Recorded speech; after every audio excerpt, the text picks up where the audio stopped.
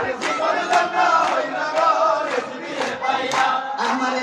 ধন্য হইল গো রেজবিরে পাইয়া কত বেমান ইমান পাইল কত বেমান ইমান পাইল আমার ওয়াজ শুইনা গো রেজবিরে পাইয়া আমার জীবন ধন্য হইল গো রেজবিরে পাইয়া।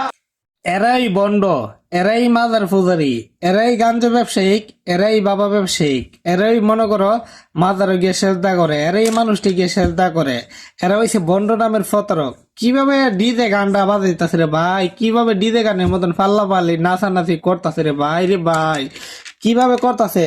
এরই আউল নামের ফাউল, আউল নামের ফাউল, ফাউল নামের বক্তা, ফাউল নামের বক্তা, বাউল শিল্পী যদি হয় এরার দেওয়া হইব বাউল নামের বক্তা, বাউল শিল্পী যদি নাম দেওয়া হয় এরার দেওয়া হবে বাউল নামের বক্তা। আপনি আমার কথাটা বিশ্বাস করেন আর না করেন সেটাই বাস্তব।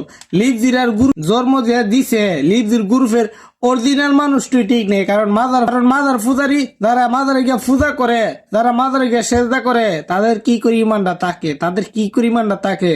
লাইতে হা গাঞ্জা দিনে বেছে গাঞ্জা, লাইতে হা গাঞ্জা দিনে বিক্রি করে গাঞ্জা, লাইতে হা বাবা দিনে বিক্রি করে বাবা। বুঝতে হবে জিনিসটা।